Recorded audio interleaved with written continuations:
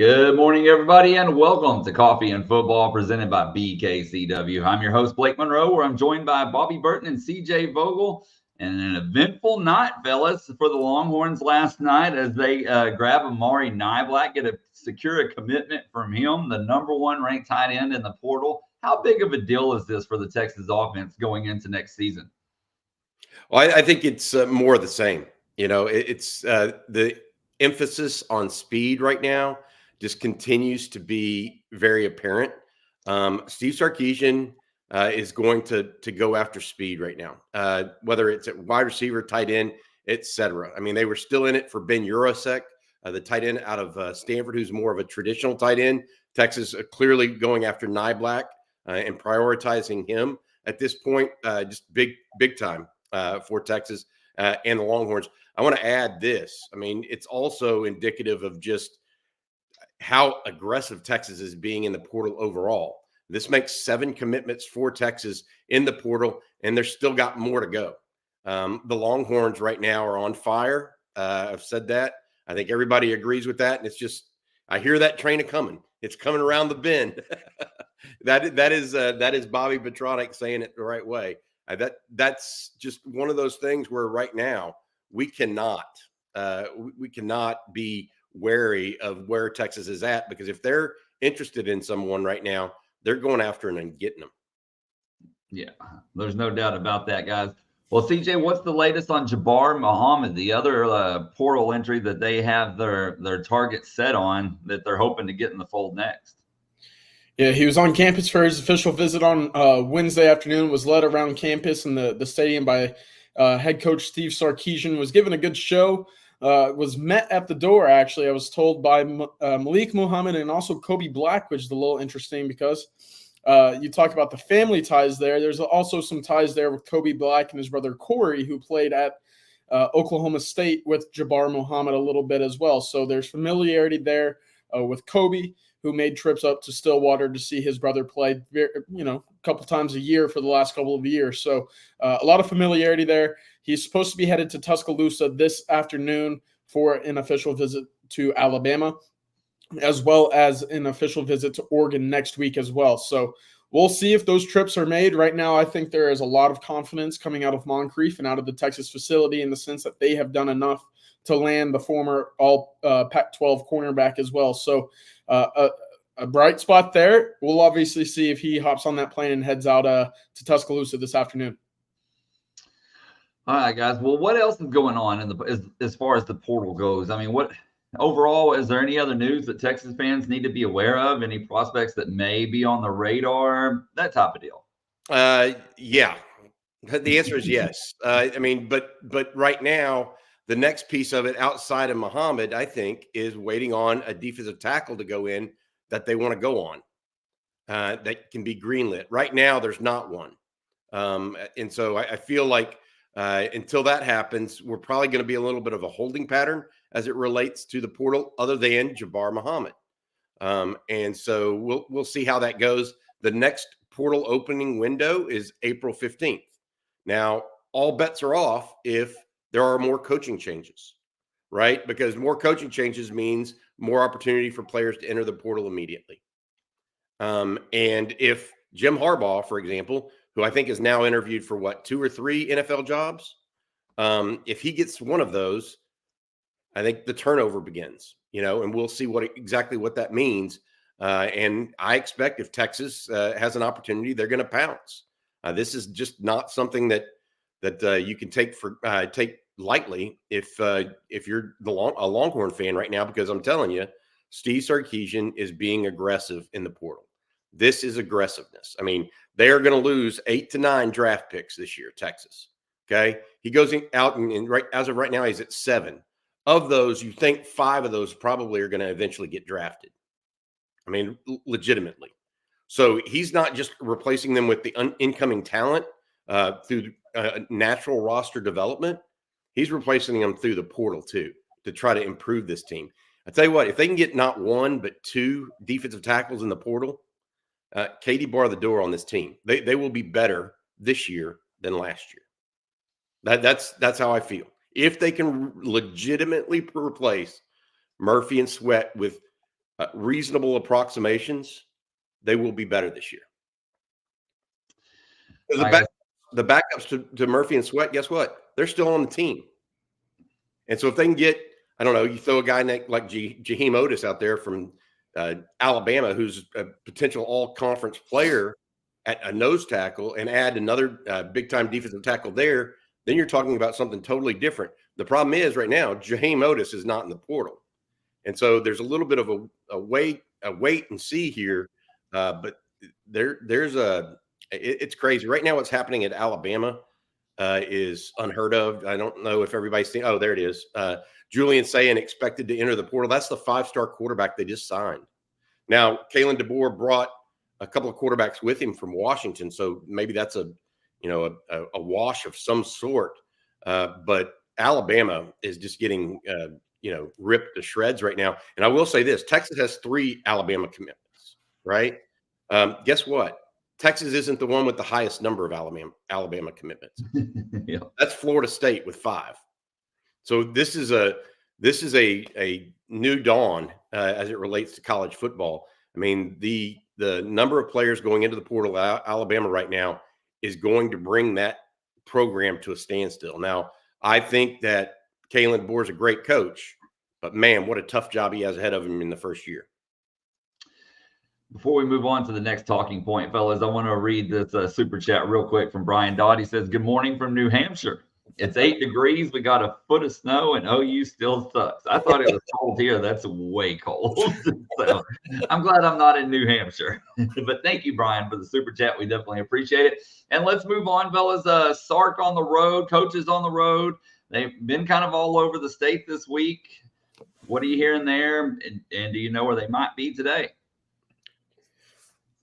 I know that they were down in kind of the Gulf area yesterday. Sarkisian and a number of the Texas staffers were out checking out some prospects. Kelshawn Johnson out of Hitchcock was the guy that they stopped in on, and Sarkisian actually stopped as well up at Shadow Creek, which is having 5 of its members of their upcoming football team visit this weekend for the Texas Junior Day. So a lot of talent down there at Shadow Creek as well. I know Tashard Choice knocked out the Frisco schools, and Texas also made a stop at South Oak Cliff yesterday as well. So a lot going on in the sense that Texas is not continuing to knock out big-time programs in the state of Texas. Bobby, do you have any update on where they might be today? Yeah, so for sure, Sark is expected at Conroe High today to see Dorian Brew, one of the nation's top players, a cornerback. Dorian is expected to announce a decision on January 24th. So that's just 5 days away.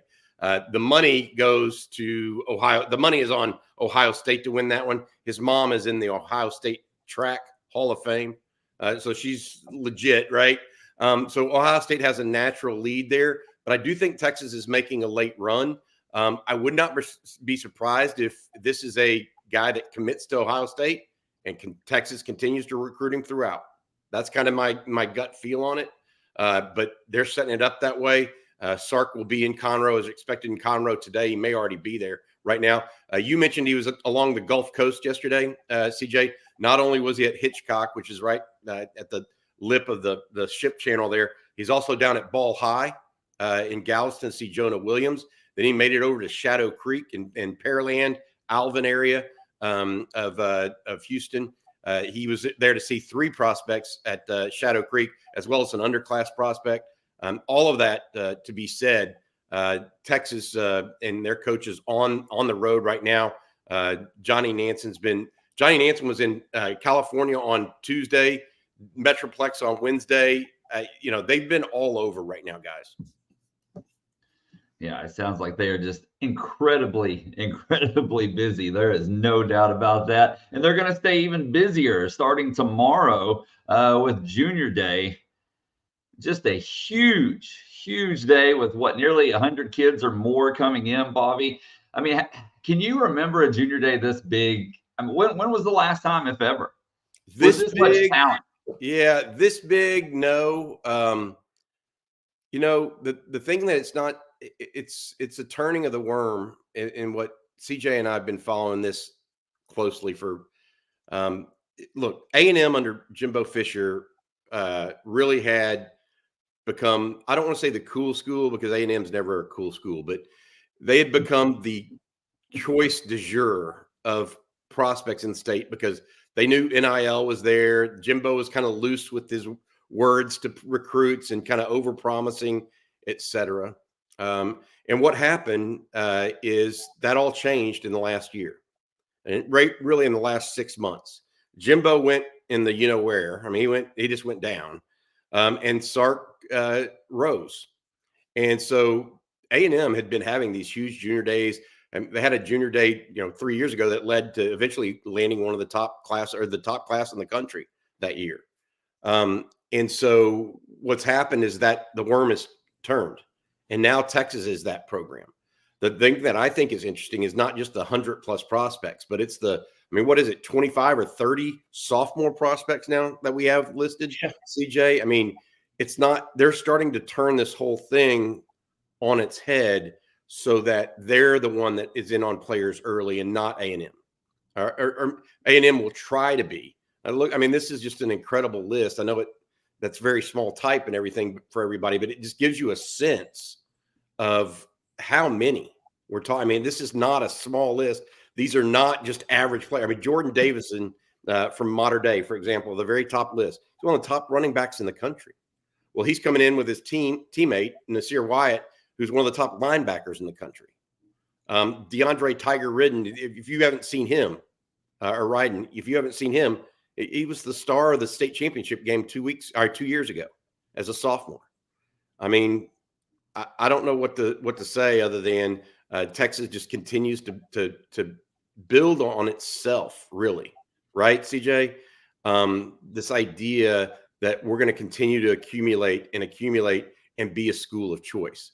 I am the question I have coming out of this weekend, and I asked this to the YouTube community here on Texas football. How many commitments from these guys, junior day guys, are we going to see this weekend? Like, usually you get a couple on a junior day, maybe, right, that are already sitting there. I don't know if Texas pushes for any commitments right now. I mean, I think they're in such the catbird seat that Steve Sarkisian can wait. There may be a couple that if they really want to come, he'll go ahead and do it. But man, why? I mean, they're just sitting in a really good place. Why try to jump the gun and not see a guy progress through his junior year, full junior year, spring practice, all of that stuff, as opposed to anything else? I mean, I'm just, as somebody said it here, Suplexus said Sark's building a machine. Yeah, this is how you build a machine. It looks like it. I mean, you see that list, that's a list of really good football players visiting Austin this weekend. Yeah. Go ahead, Blake. Yeah. I was going to say, on that poll, you did ask how many commitments do you expect. 2 was the favorite there with 38%, 3 or more with 30%, 1 with 18%, and 0 with 14%. So, I mean, not a lot of times when you do a poll, you have like an overwhelming favorite, and on this one, people, it's pretty close. I mean, I know 2 has the 38%, obviously, but it's kind of all over the place. Yeah, I don't know where to go. I mean, CJ, if I had to guess, I would say 2 or below. Yeah. But would I be surprised by 3 or more? No. I mean, what is your take on that? Yeah, I mean, we have to remember that the cycle for the 2025s is just beginning. It's at the very start of the calendar year for the 2025s, in which they are now, at the front of the recruiting attention from coaching staffs all across the country. With that said, we see this list, and I'm looking at it now. 100+ names is something I've never seen on a Texas recruiting day since I started covering recruiting, which I know hasn't been as long and as illustrious as some other guys on this panel here. But I know that this is not a common thing. You don't see 100+ names with as much talent and as many stars and offers and rankings as you see coming in for this weekend. And I think that's a testament to, one, when Texas is winning, it's very easy to see the results of that in recruiting. You see the attention, you see the effort from recruits to want to get down to campus and meet with the Texas staff. It's one of those things where you said you're building a machine. Well, that machine is only getting stronger as the weeks and the days progress. And so that's certainly encouraging on that front. I don't want to say that, it's a guarantee that recruits commit this weekend, but there is going to be an opportunity for kids to join the fold. And the Texas staff might be saying, hold on a minute, we want to continue on with our evaluation of the 2025 cycle. Texas has been active in the national side of things as well. So there's probably 90% of this visiting group of visitors coming in from the state of Texas. And that's something to be monitoring this weekend as well. Texas is looking to branch fully into the national scale of things. And so as a result, I think Texas will be a little hesitant maybe to be able to take and fill up their 2025 class, because there's no need to push 4 guys right now. That's simply the matter of the fact. Yeah, it's like, why? Why do you have to put the cart before the horse? And frankly, CJ, that's what Sark's done so well. I mean, he's been patient when he should be patient. He hasn't overreacted to a commitment somewhere else, right? And I mean, why ruin what's working for you? At the same time, if Jordan Davison wants to commit, you're not going to say no. So we have to see where it all ends up, and I'm not quite sure all of us have, or any of us have exactly where we're going on that quite yet, until we see this new class and see what they really say post Junior Day visit. Yeah. And CJ, you'll be there. You and Blake will both be there tomorrow. We should mention that you guys both going to be in Austin for that tomorrow. I like CJ how he makes us go out in the cold. It's gonna be freezing tomorrow. Oh man! All right, guys. Well, Bobby, before we move on, I'm gonna let you tell everybody how they can escape the insurance trap. Yeah, absolutely. I appreciate it, Blake. BKCW takes you out of the insurance trap by providing you with actual risk management consulting, not just price quoting. Oftentimes, a insurance agent will talk to you right before it's time to renew, and they deliver the bad news of a rate increase. When that happens, it's called the insurance trap. You're stuck, and the agent is providing no value. Operating out of their headquarters in Austin, Texas, and owned by a UT grad, BKCW uses a 5-step process to identify your business's weak spots, design a plan, execute it, and monitor your situation throughout the year so that you can lower your insurance costs and effectively manage your company's risks. Go to BKCW or send an email to info@BKCW to get started with a free risk assessment or claims audit and escape the insurance trap. Before we move on, guys, I want to talk about Ohio State for a minute. We have a couple of comments regarding that. It's obviously they have Texas A&M's athletic director in the fold now. And this morning, or late last night, I'm sorry, it's announced that they hired Bill O'Brien as their offensive coordinator. What's y'all's thoughts on that? It makes no sense to me, but I mean, if there has got to be a Houston Aggie, okay, there's got to be an Aggie big money donor in Houston, okay, that loves the Aggies and likes the Houston Texans, right? Because, the reality of it is, if that's the case, they've got to be shaking their head at Ohio State right now, because they just took Ross Bjork as the athletic director from A&M. Okay, that's the guy who helped lose them $90 million, who saw Texas sneak in to the SEC under his watch, despite them not, strongly advocating against that. And then you take Bill O'Brien, who, I mean, look, I don't know what to tell you, but he's not a college coach. I mean, he is many things. He's more of a pro coordinator.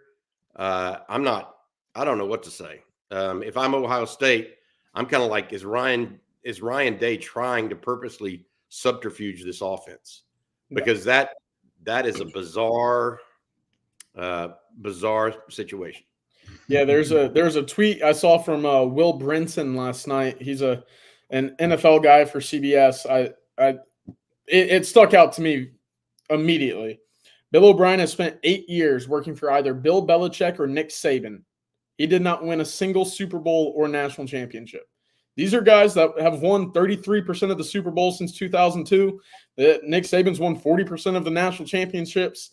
since 2007. To be 8 years with either of them and not having been on a championship-winning squad is, I don't know. It's an interesting hire. No doubt to say that. I mean, I purposely think that. I mean, are they trying to gift wrap the Big Ten to Michigan the next 10 years? I mean, that's kind of what Ohio State is not a team that suffers losing easily. I mean, they're beside themselves right now with Ryan Day, and Ryan Day has killed it in every other facet, right, of that program. I don't know what to say. I mean, I don't know what big money folks at Ohio State are thinking. I really don't. We got a super chat from Blake, and thank you, Blake. He says, now that Julian Sand is in the portal, do you think Bama will stop blaming Texas for all of their problems? Well, it's crazy. Bobby, you mentioned it earlier. Texas isn't even the one that's reaping the most benefit and reward from Nick Saban retiring. Yeah.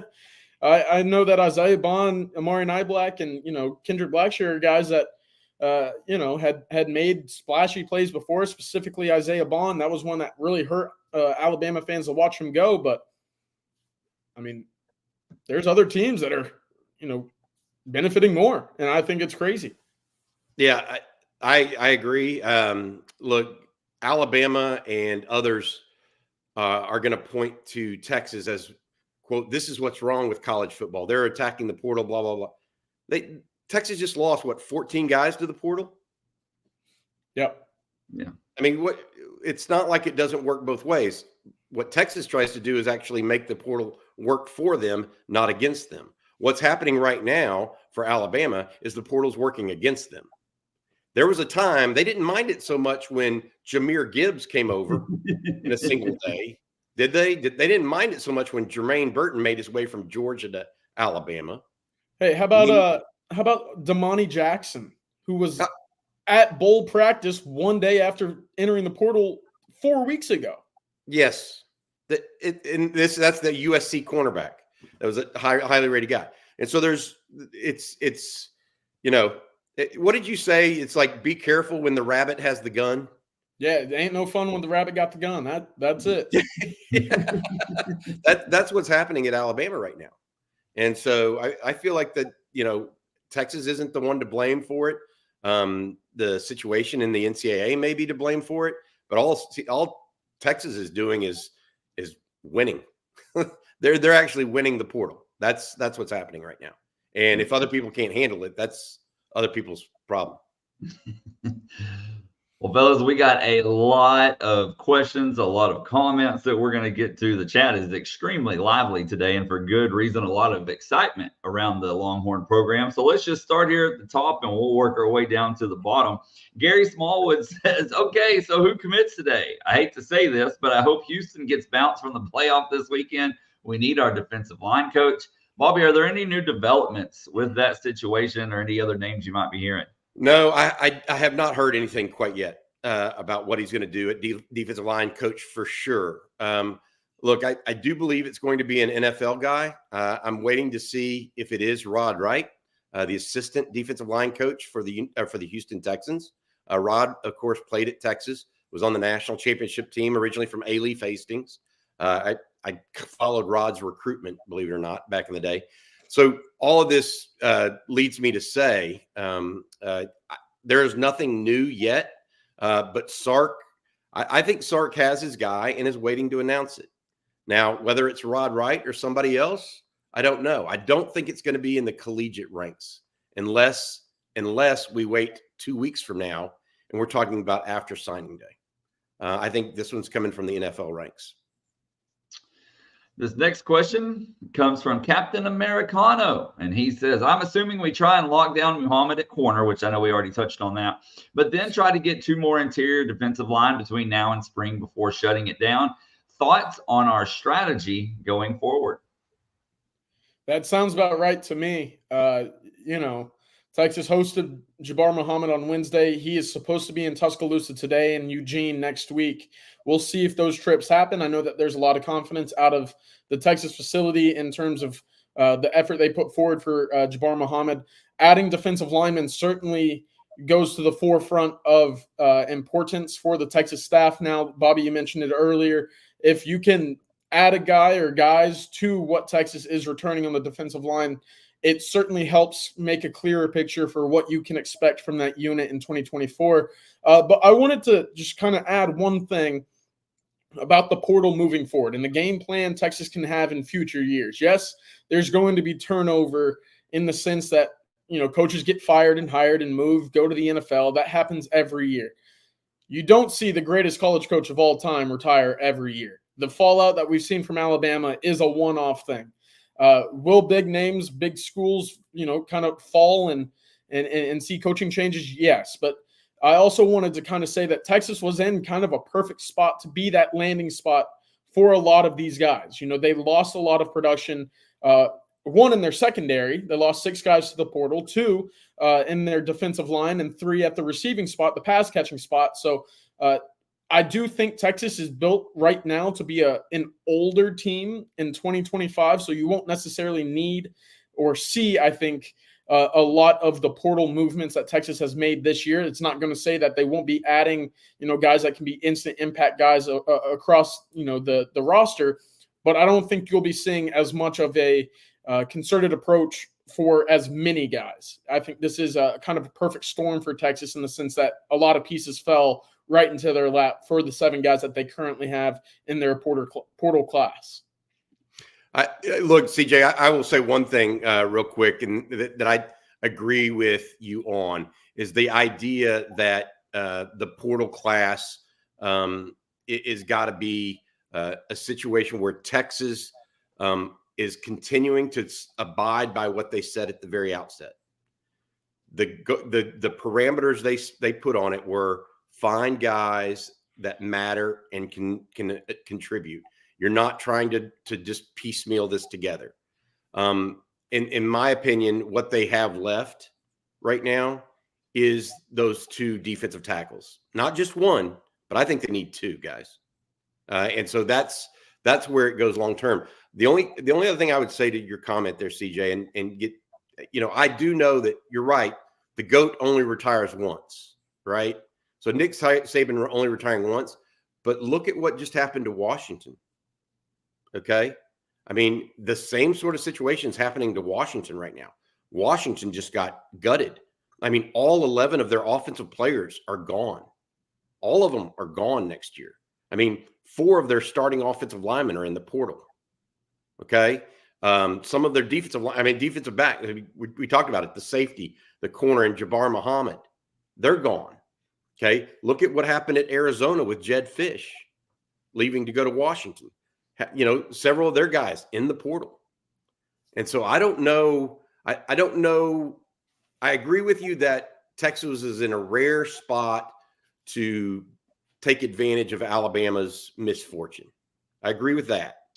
I don't know that coaching turnover at the top necessarily changes things from one school to the next. I think it's going to be crazy if the coaching situation happens. The only difference would be if you hire from within. So if Jim Harbaugh takes a job with the Chargers and instead of going out and hiring Brian Kelly, for example, from LSU, if Michigan hires internally with Sharon Moore, I don't think you'll see the mass exodus, right? That you might see otherwise. And I'll tell you what, you also might save yourself several $1 million in a coaching contract if you start elevating from within instead of going out and hiring other people's coaches away.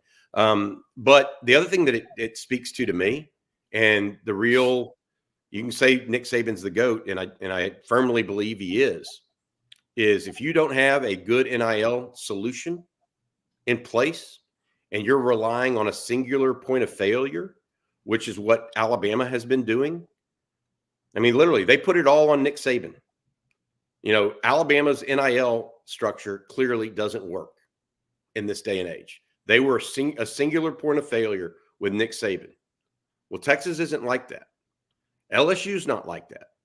Tennessee's not like that. Georgia's not like that. Go on and on. Oklahoma's not like that. A&M's not like that. When it's a single point of failure, that's what's happening to Alabama. And that's why they're in trouble right now. Yeah. We're going to continue on with some portal talk, but let's talk about the addition last night a little more in depth, guys. And Cotton wants to know, is Niblack closer to JT Sanders or Billingsley at his current stage of development on the field?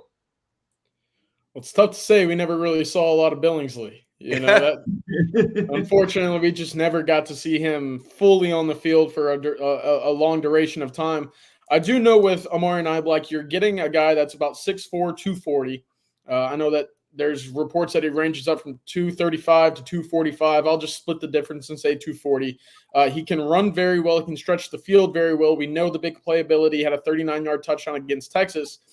Where does he fit in the blocking scheme? Because that's important for the Sarkisian offense. We see 11 personnel with 1 running back, 1 tight end, and we see 12 personnel, 1 running back, and 2 tight ends very often. That's been a big staple of the Steve Sarkisian offensive approach since he's arrived here. I know that Niblack is a willing blocker. I know that he is willing to put his hat on another hat in the trenches. Is he the most effective? Probably not. You don't necessarily see that combination of big playability down the field and a plus blocker all too often at the college ranks. When you do, you know that they're a first-round talent. That was always the biggest question mark with JT Sanders, but I know that he's willing to block, and that's half the battle.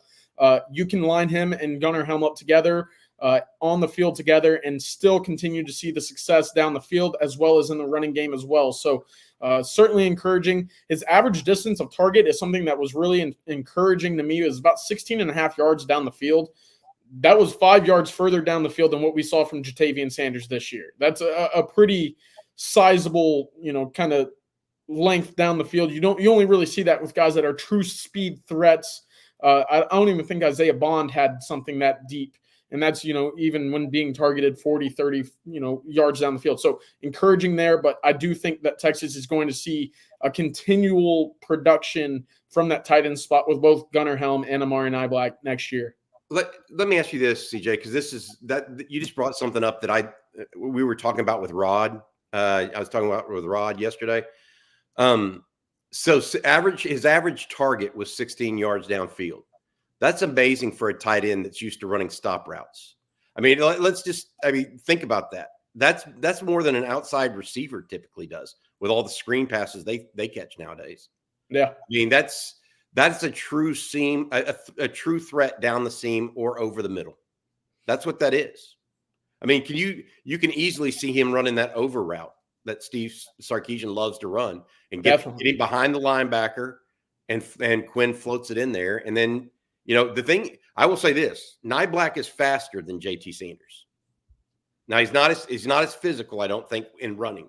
His running style is not as physical, but he's absolutely more fleet of foot. You agree with that? I would. I agree with you in the physical sense as well. But you can certainly see the strides that Niblack takes. They take up more ground. He's able to cover more ground quicker. He's faster. Yeah. Yes. So JT runs more like a locomotive and Niblack runs more like a deer, if that makes sense. JT's like turning his feet over fast and Niblack's stretching it out.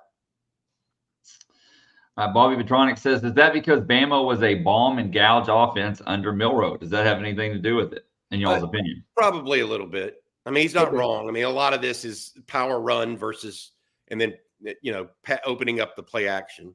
But at the same time, I mean, CJ just said Isaiah Bond didn't have that many distance from target either.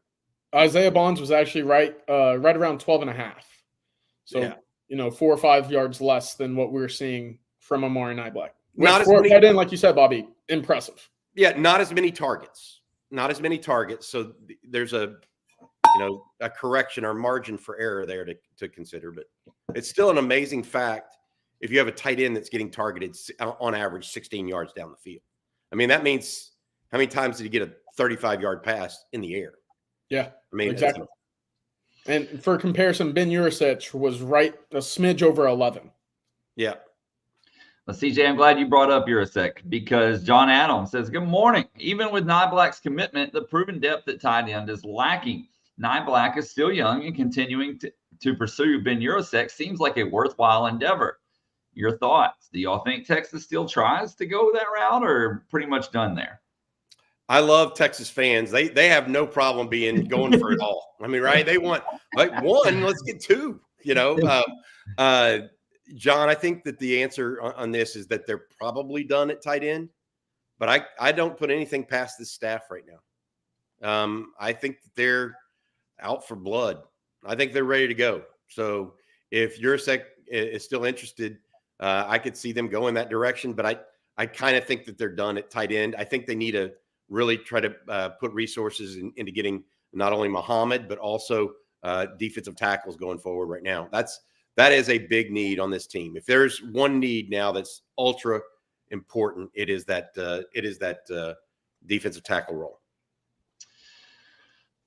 All right, this is a good question here from Zane Petty. He says, which current portal addition will have the biggest impact on the 2024 season? That's a great question. You want to take one, CJ, or you want me to take it? Which one? You want to both take one? I've got one. Okay. I've got one. I really want to go Trey Moore, but the easy answer here for me is Isaiah Bond.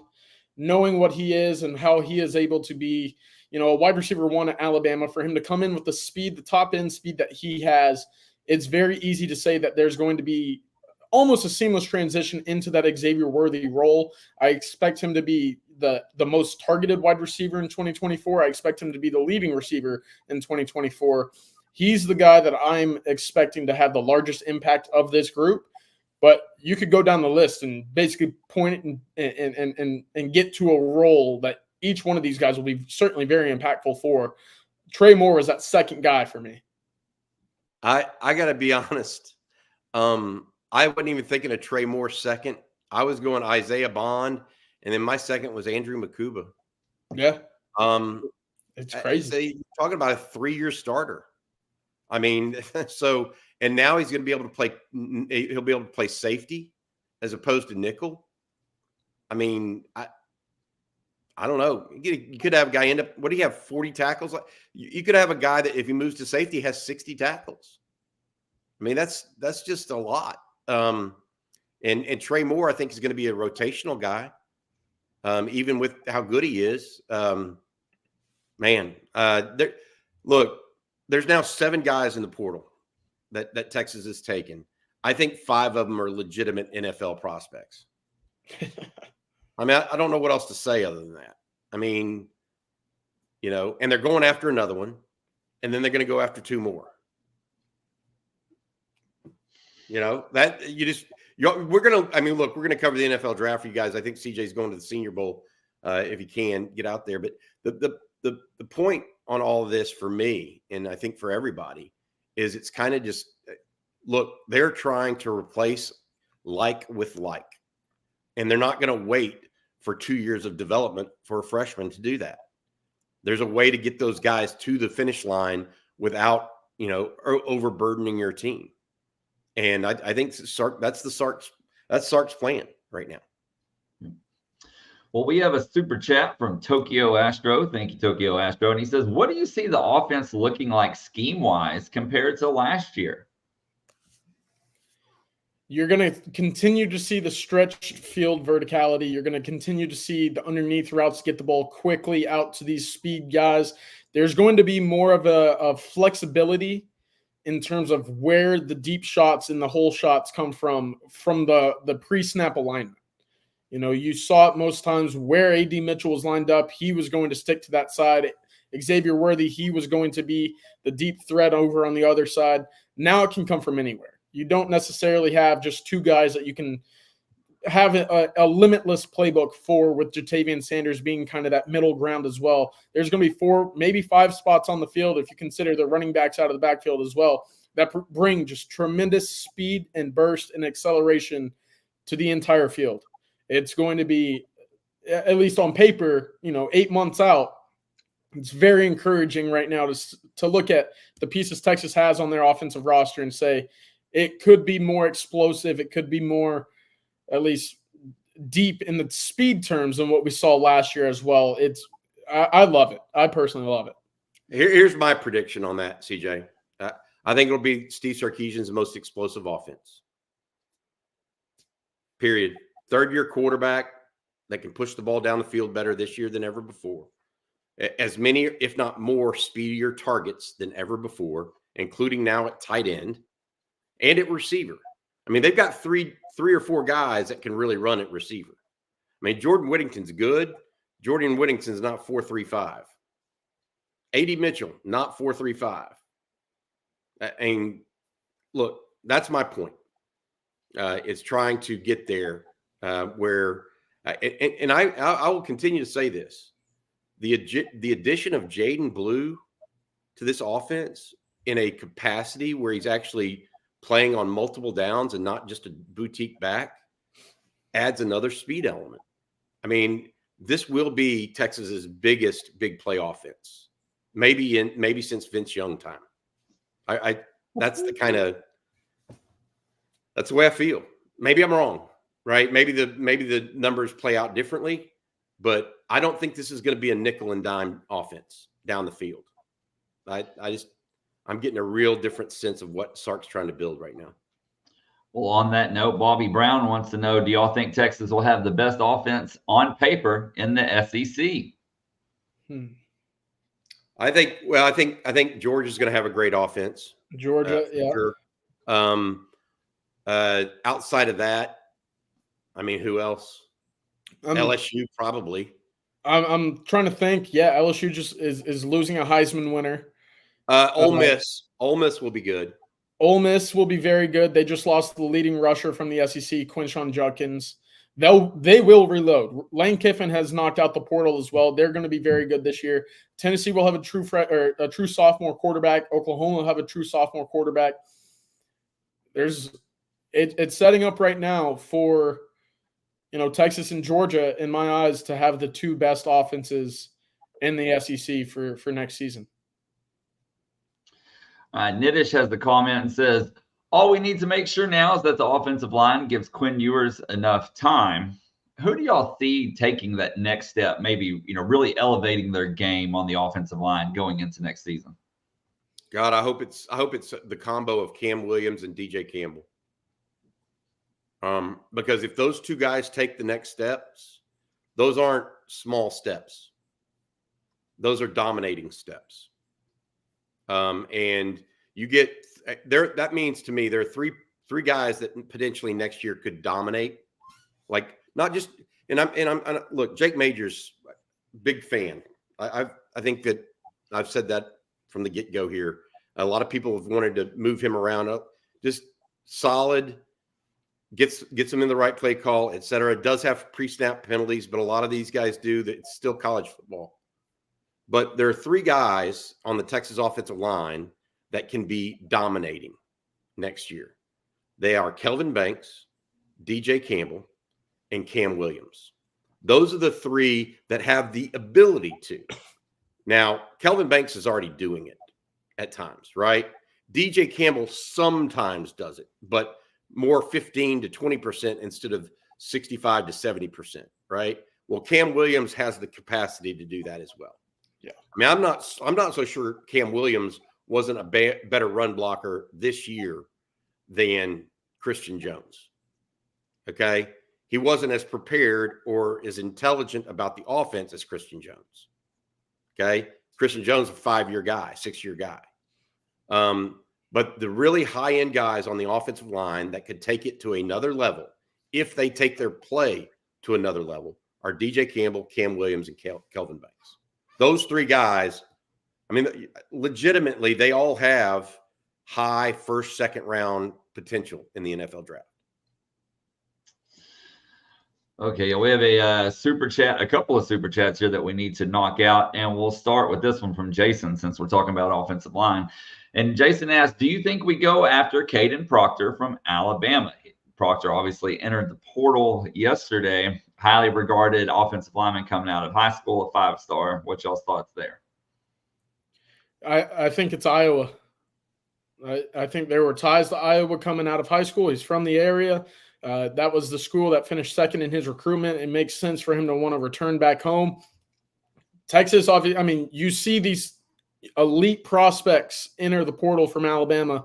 It would be foolish not to kick the tires.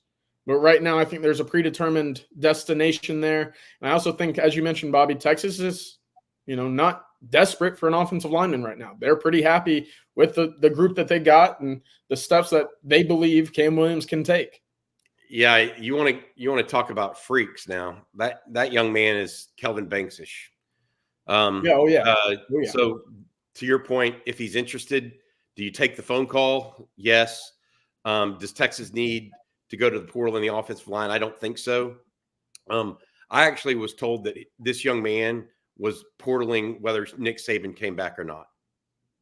You know what I mean? And so I don't think he wanted – I think to CJ's point, everybody's pointing towards Iowa. And the reason why is because I think he was on the cusp, and what I'm told, of not even returning for the college football playoffs because he just didn't want to leave. He wasn't wanting to go back to Tuscaloosa. So I think that this was predestined prior to Nick Saban even making the decision. All right, we're going to take one more offensive line question, and then we'll move on to the other super chat. But Game Time says, are y'all surprised there haven't been any offensive linemen transfer out? And why do you think that is? Well, I think Kyle Flood does a good job with the room and explaining things to the room. I think I was speaking to a parent of one of the offensive linemen. This was back during the Sugar Bowl time period. And let me give you a scenario that they said Kyle Flood told them. Everybody runs your own path. There are Kelvin Banks out there that are ready to go day one. And there are guys that it takes 2 to 3 years to put their weight on and get their strength up, get their football IQ going, any number of things, right? It wasn't just any one thing. And everybody's running their own race, right?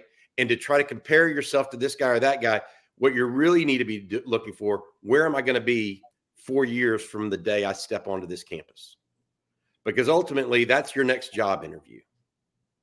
And so Flood, in my opinion, does a great job with the parents and the kids of explaining, look, this is not add water instant player on the offensive line. That's not how college football works.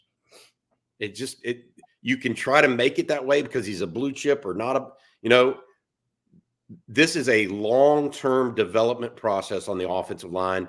And I think Kyle Flood tells each and every player that. And with that expectation comes some patience. Okay. And so that being said, I also think that there could be attrition in the spring. Like if some people are starting to see that, okay, this isn't happening, then they may. But right now, he's got them focused. Texas had a great year. There's going to be 2 or 3 spots. There's at least 2 spots, I think, that are up for grabs right now on that offensive line, left guard and right tackle. And so you have a number of guys positioning for that. And then you have the next group of guys that are thinking, okay, well, Kelvin Banks is gone next year. Who else Jake Majors is gone next year. I'm talking about 2025, right? And so you have the younger group thinking, okay, how do I position within that group and jockey for that? So I think that's how he's kept that from happening. It's been a healthy competition. We'll see where it goes. This next super chat is from Pooh, and thank you, Pooh. He says, how confident are you in Ewers' development in order to optimize the new offensive talent on the roster? Sell me. Well, first off, if that name is based off of Winnie the Pooh, happy Winnie the Pooh Day. That was yesterday to all that celebrate. Not sure if it is, but a fun little fact right there. There's Winnie the Pooh. I had it. I wanted to share it. I don't know. I saw it. I'm sorry to interrupt you real quick, CJ. My youngest son is 5, obviously watches Disney Junior. I was wondering why Winnie the Pooh was on all day yesterday. Now I know. So thank you, because they never show Winnie the Pooh. So thank you for that tidbit, but please carry on. As we should all be celebrating. But yes, I am confident in Quinn Ewers' development to fully optimize and get this the full potential out of this offense. We saw the steps from year 1 to year 2. Quarterbacks improve as they stay in a system, as they go through more spring football, as they get certainly more reps on the field. You're going to see that again from Quinn Ewers. The step forward that we talked about, I believe yesterday from Quinn Ewers, has been noticeable. He had the same amount of interceptions with over 100 more attempts passing the football this past year. We're going to see a similar approach, and we've certainly talked about, Bobby, the steps that he can make. And if you don't think that he's been receiving that same word back from his corner, his camp, his coaching staff, Steve Sarkisian, AJ Milby, you're going to see the same kind of reinforcements added to Quinn Ewers in this spring, whether it be, throwing a fastball in a tight corner, whether it be being aware of what's around him in the sense of the pocket awareness, elusiveness, whatever it might be. The steps for quarterbacks continually take steps forward when they remain in the same system, when they remain with the same group and nucleus on the offensive line as well. There's going to be a lot of familiarity. There's going to be steps forward and obviously a lot of toys to play with now. So I'm very confident in Quinn's ability to take this offense and really reach new heights that maybe we didn't necessarily see this year. I think it'll be the most explosive offense. I'll stand by that statement until they play a game in August or September of this year. Here's my take on it, and the number one reason why. Quinn Ewers is 20 years old. Okay, he's 20 years old with 2 years of college starting experience. He improved from year 1 to year 2. He's going to improve from year 2 to year 3. Is he going to be perfect? Is he going to be a 10-year All-Pro after one more season of seasoning, so to speak, or experience? No. But we're talking about incremental improvement on a guy that completed 69% of his passes. I mean, how many passes – just give me a thought here, CJ. How many passes for Quinn Ewers this year do you think were poor passes? Like, weren't many. No, that's what I'm saying. So I'll give you an example. The ball that he threw short inside against Oklahoma State, the one pass he threw poorly, right? Where it could have been picked off. Okay. There weren't a lot of poor passes. There are a lot of passes and decisions that could have been better. Right. So he knows that. He has to get better at that. He also has to continue. He just started reshaping his body. I mean, keep that in mind. You remember what he looked like as a freshman, and then remember his body the next time you saw him as a sophomore. He went from, a little baby fat his freshman year to kind of looking like almost a lean wide receiver type body frame. He's going to continue to get bigger there. It's going to give him more sturdiness in the pocket. He's going to improve his pocket awareness. Is he perfect? No. People expecting sell me on perfection. I can't sell you on perfection. I could sell you on 72, 73% completion rate, though, and maybe more yards per attempt. Yep. That's what I think. You mentioned something there that I don't think a lot of fans have remembered since Quinn Ewers has arrived on campus. Remember, he is supposed to be walking into his true junior season. He skipped his senior season. The age thing is certainly a factor in this. It's 20. Yeah. I mean, I grew 2 inches from the age of 20 to 22. I mean, these guys, look, they're still, I'm not saying he's going to get to be 6'4". I'm just saying that it's just the reality of life. But yeah, I think that's something to keep in mind. Yeah. Certainly. Okay, y'all, we're going to take a couple more questions about the offense, and then we'll move over to the defensive side of things. And Bevo Fan 75 says, if Quinn gets hurt, who backs up Arch, and are we comfortable with that? Well, first of all, it's Trey Owens, the true freshman, most likely, or somebody like Cole Lord, who's a walk-on. That would be the third team as of right now. I would say this, and I also want to say this, Charles Wright, who played at Austin High, was at Texas as a backup for 3 years. I believe he got his degree from Texas. He is transferring to Appalachian State. Congratulations to Charles. He's going to get his opportunity out there at Appalachian State. So who backs him up? After Quinn, then comes Arch, and then it's Trey Owens, the true freshman out of Cy-Fair in Houston, who won the Greater Houston Touchdown Club Award. Looked really good in the high school all-star game, by the way, as well, in San Antonio. Really tall guy. He may be the biggest of the quarterbacks. Yeah. It's like Malik went to Duke, right? and Malik was the biggest of the quarterbacks, even though Texas has a pretty big quarterback room, Trey Owens may be the biggest of the quarterbacks. Yep. He weighed in and he was measured in San Antonio for the All-American Bowl at 6'5", 238. They're growing them big, dude. That's that water. That's a tight end in the NFL. 15 years ago, right? Yeah. It's crazy. All right, guys, this will be the last offensive question that we do for a little bit. FCJ says Sark is building a roster that will have defenses in hell. Biggest question is, how exactly will we improve?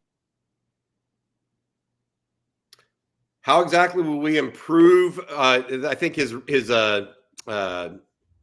internet went out. Sark is building a roster that will have defenses in hell. Biggest question is, how exactly will we improve in the red zone with so many speed demons? Have to think Sark has a plan. I absolutely do think that's something that Sark's going to work on over the offseason. He's got to find more ways to get in the end zone. Coaches like Sark like to go and talk to the Kyle Shanahans, Sean McVays, Mike McDaniels of the world and say, how do I improve my rate inside the red zone? Just like Pete Kwiatkowski last year focused on improved third down defense and turnovers. I guarantee you that Steve Sarkisian will be trying to do the same thing as it relates to the red zone. What that means and how they're going to do it, I don't know. I don't have those answers. What about you, CJ? I certainly am hoping and wishing that this is the main focus that we see Texas take a leap in. It ultimately was the Achilles heel for the Texas Longhorns this season. But I would like to see, these new wide receivers with the wiggle and the kind of ability to juke and kind of cut on a dime, if you will, be able to win one-on-ones. We saw it at times with Xavier Worthy. The whip route, I think, is the most underrated route in the red zone. A whip route is when you basically run the first 3 steps of a slant and then cut back to the outside. It beats man coverage more times than not. You can look to Iowa State, the game winner Xavier Worthy won in the corner there as a really great example of a whip route. I also like jerk routes, which is, you take the first 3 steps of a slant, you pretend to go outside like a whip, and you cut right back to the middle to continue on with your slant. And man coverage, that's very difficult to beat. And when you have plus athletes at the wide receiving spot, it's near impossible on the goal line. You have to be so aware of the possibilities as a defensive back of where your reads are, where your man is going. When you have plus athletes, which Texas now has specifically in Silas Bolden as well as Isaiah Bond, that's going to be a mismatch nightmare. And I'm certainly hopeful that we start to see more of that. But that also goes to the development of Quinn Ewers and getting the ball out quick and getting the ball out on a line. That's going to have to be an improvement that we see in the red zone as well. Tighter. He's got to be willing to throw into tighter windows with more speed. Yep. I would agree with that. Of the things that Sark is going to have to work on, that's going to be one of them. Okay, y'all, we got some more questions. But before we move on, Bobby, I'm going to let you tell everybody how they can escape the insurance trap with BKCW. Yeah, absolutely. Operating out of their headquarters in Austin, Texas, and owned by a UT grad, BKCW uses a 5-step process to identify your business's weak spots, design a plan, execute it, and monitor your situation throughout the year so that you can lower your insurance costs and effectively manage your company's risk. BKCW has already helped some of the most well-known construction companies, restaurant groups, breweries, and nonprofits in Central Texas, as well as on Texas football, escape the insurance trap. And it all starts with a free risk assessment. Go to bkcw.com or send an email to info@bkcw.com to get started with a free risk assessment or claims audit and escape the insurance trap. And we want to thank them for sponsoring each and every Friday right here on Texas Football. And this next super chat is from David Smith. And David says, do better edge rushers lift interior line output?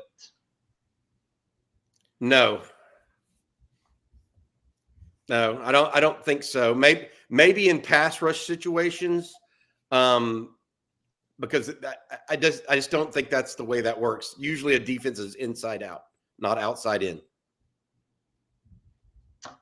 I mean, and when you say output, what does that really mean? I mean, more internal pressure. You're not going to have more internal pressure just because of better edge rushers, I don't think. And then Eric Wolf asked, our offense looks to be fine, but how do you replace Sweat and Ford, arguably the two best players last year? Well, that's the big question. Who helps fill that void? You talk about Vernon Broughton, Alfred Collins returning. You don't know who necessarily has taken that step forward to be behind them, as well as can Texas go out and add a piece from the portal to supplement what they already have on the roster. It's going to need a big step forward from the guys already in the room, and I think I'm with the rest of you guys here. You're going to have to add at least one guy from the outside, just from a depth and productive perspective there. So it's going to need at least another body. I'm shooting for 2. The magic number is 2, and that may be wish casting for me, but I think Texas needs 2 defensive tackles in the portal. And I don't think, to your point, who are those guys after Broughton and Collins? Who are those guys we're talking about that could make that mysterious next step? Sadir Mitchell is one, true freshman out of New Jersey. Jure Bledsoe is 2. Bledsoe is seen as a little bit of a tweener prospect. He's more of a 3 or a 5 technique as opposed to a nose or a 3. And so those are the ones. Aaron Bryant, we think, is going to be a rotational player for Texas, the junior out of Mississippi. So I think Texas needs to go to the portal, and they've got to find the right guys there. Emmanuel Villafranco asks, why was our secondary exposed a lot more this year versus last year? Did Patterson have something to do with that, or were teams forced to do that due to our interior defensive line pressure? Well, I think there's a couple of reasons. Texas got out to big leads very early. As a result, teams had to pass deep, go quick. That was the result that we saw in a number of weeks early in the Big 12 season.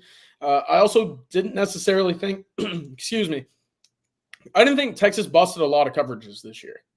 And I thought that was encouraging in the sense that the team understood where they were supposed to be. They understood the scheme of the defense, the route concepts that they were facing. There weren't many guys running wide open that you would see 30 yards down the field, as we've seen in years past. That shows me that the scheme is getting to the players. The players are understanding the scheme, and they're going out and enacting it. Now, the issue was I don't think Texas was necessarily as athletic as they'd like to be in the secondary, and I didn't think there was necessarily the ball hawks that you'd like to see in the secondary in the sense of, going up and making a play on the ball to force incompletions or even interceptions. I think that's going to change as a result of adding in Andrew Makuba, Jade Barron returning. You get both cornerbacks returning, and there's also the possibility of adding a Jabbar Muhammad as well as Michael Taffy and Derek Williams returning. So there's a lot to be excited about this upcoming season because I think there's going to be an emphasis on the ball a little bit more as a result of having better athletes on the field. Okay, I want to use this next super chat to segue back into the portal and kind of rehash everything. But Seth Alcazer, thank you for the super chat. He says, with the playoff expansion, roster depth is going to be a huge need. Is that a potential reason for the approach this staff is taking with the portal? You know what? I got to say, I hadn't even thought about the playoff expansion requiring greater depth. I got to be honest. I hadn't either. Yeah, let me think about that, Seth. That's a good question. Because you could be talking about 2 extra games than normal. And they're still going to have the championship, the Big 12 championship game. The SEC championship game. So that's 13 possible regular season games and then 3 additional games instead of 2. Does it help that you're now also adding a second bye week as well as, a potential, team on the schedule that might not push you as far or as hard as, what you would in the Big 12's 9-team roster or conference schedule? I don't know. I mean, I think it's a good question. It's only if you go 15 to 16. Look at the NFL right now, by the way. They went to just one more game and they played their roster. I thought the NFL teams played their roster a lot more cautiously this year. You saw them sit guys mid-season that maybe just had a nick that they wouldn't have otherwise. I want Seth, that's a really bright question. Something I haven't thought about yet to really give you a good enough answer. We'll come back to it. Yeah, I think that's something to think about. I mean, how many more snaps that's yeah, big difference for sure. Okay, well, let's rehash the portal. We've had a ton of people join us since we first started this broadcast, and thank you all for tuning in, by the way. But let's start with Niblack. Obviously, the big commitment last night and his impact on the Texas offense going forward, and how big of a deal it was for Texas to get him in the fold so quickly.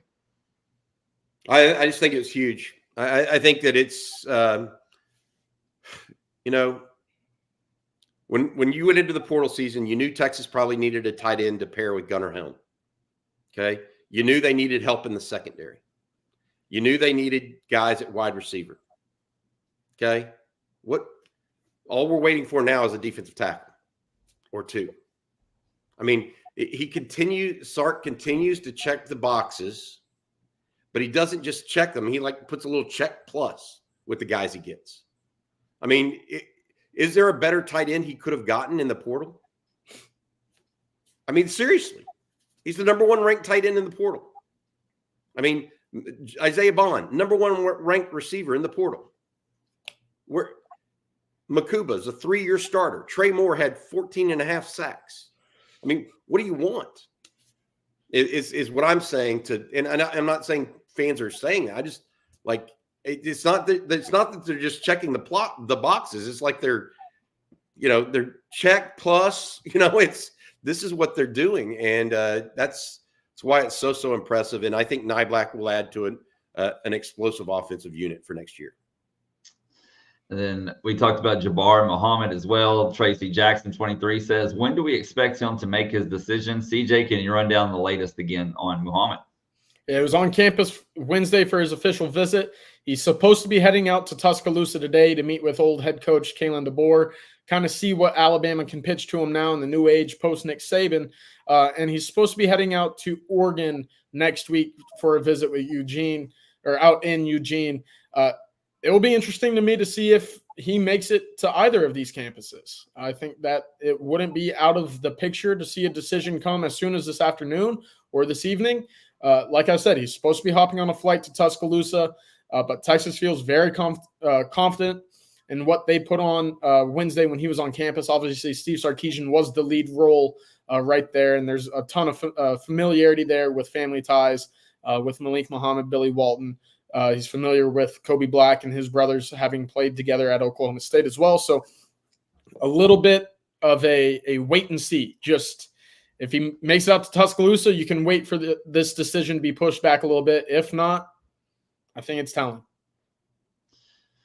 All right, 2 more questions, guys, then we got to get out of here. And the first one, it's been asked quite a bit in the chat.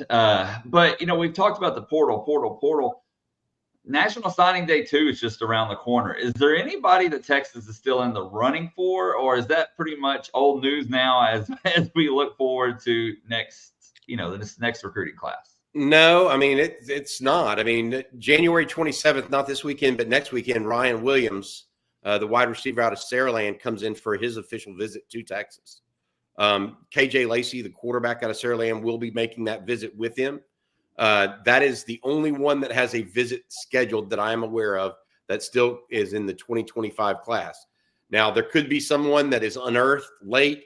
There could be a late decommitment from somewhere, or a guy that wants to not enroll early somewhere else that ends up going back in. But other than him and Alex Foster, which I don't know if Texas is going to continue to pursue once they get a new defensive line coach, those are the only 2. But they have not backed off of Ryan Williams because of their exploits in the portal. Don't take that as they're not going after him just because of that. They see Golden, Bond, and Bolden potentially as just 1-year guys. They're going to continue to run this out until they get. Look, there was a 1-year. I love what they've done in the portal in part because I felt like there was a 1-year gap of recruiting when Sark first took over, and they needed 1 more year to bridge, and then all these top 3 recruiting classes would be fully developed, from the junior year on. Smart football coach. smart roster construction. Yeah. I mean, Billy Glasscock, Brandon Harris, some guys behind the scenes that but most Texas fans don't know who they are the guys that try to help make that a reality for Steve Sarkisian. Jeff Banks does a great job, integral in that, as well as all the assistant coaches. Just a tremendous job overall, in my opinion. And then we will close with this super chat from Justin Yarbrough. He says, who are a few names y'all are going to watch the most go through physical changes during the off season? And thank you, Justin, by the way. Well, I think the big one is Sadir Mitchell. For me, that's going to be the number one guy. I want to see how he gets his body ready. Bobby, is there anybody else standing out to you? I can think of a couple here that I think would be certainly encouraging to see steps forward. Yeah. So this is going to sound weird, but I would go also with Jure Bledsoe, Ethan Burke for me. More weight, more good weight on him, CJ, and you're starting to look at an NFL guy, right? As opposed to a long, lean athlete. You start looking at an NFL guy. I would say here's going to be an odd one. What's Anthony Hill going to look like after a full year? Yeah. We know what he looked like before. You know, put another year on him. I think Gunnar Helm will continue to improve. He's got that kind of body that's going to go that direction. I'm interested in where Leonga Lafau comes out because I think he's a year away because of his weight situation, but mentally he may be there. CJ Baxter, what a great one. I've got one. Yeah, I mean, look, we'll see where it all ends up. But they've got guys that this is one of the great things. Like, I don't know whether you want me to predict that or guess, you know, or say who I'm interested in. There's a lot to be done in the next 3 months. It looks like the spring ball is going to start early March, by the way. How about Quinn Ewers? Yeah. No, I agree. He was only 195 pounds at the beginning of this past season. I know that was a drop. He reshaped his body. He needs to now build up on his body. Sarkisian tried to go under center with him at times this season and run the QB sneaks. I don't think you can do that with Quinn Ewers. You certainly couldn't do it last year. If he can sit, you know, and live under a weight rack this offseason and maybe add 10 pounds to that lower frame, I think that's going to help him in the long term. It'll certainly help him not be able to take some of the brunt of those big hits that he had taken this year and hopefully keep him on the field longer than what we have seen the first 2 years as a Longhorn. So that's, to me, I think, far and away the most important for Texas. Lots of people in the chat weighing in some pretty good options as well. All right, Bobby, before we get out of here, let folks know what they can expect later today right here on Texas Football. Another commitment. No, I'm just kidding. I don't know that to be a fact. We'll wait and see if that happens. But with the way things are going lately with Steve Sarkisian and his group, I don't think you can count that out. So at 1 o'clock, we'll have our normal Friday afternoon live stream. Myself, CJ, Rod Babers will be joining us. That's going to be sponsored by Andy Ludicky and the guys at myperfectfranchise.net. And then CJ, Blake, all three of us in town this week for the Junior Day coming up on Saturday. 100+ players across the state headed to Austin this week. So that's big stuff. All right. For CJ, you have anything else you want to mention or Blake? Nope, you said it. We'll be at Junior Day. So, like I've said every day this week, and I think every day last week, there's no better time than now to subscribe and ring that bell because there's so much breaking news, guys. Every day it seems like there's been something huge. So ring that bell so you're notified anytime we go live or break some news, and that way you don't miss out on anything. CJ? Yeah, no, I'm excited for tomorrow. I think it's going to be a little chilly, but we're going to be out there bringing updates and coverage for all of y'all. So it's going to be exciting. Big day for Texas. That's right. All right, guys. Well, thank you all for tuning in. We want to thank BKCW for sponsoring today's show. Thank you for all the super chats and great questions that you guys put in. And for Bobby Burton and CJ Vogel, I'm Blake Monroe, and we'll see you next time. Hook 'em. Have a good weekend.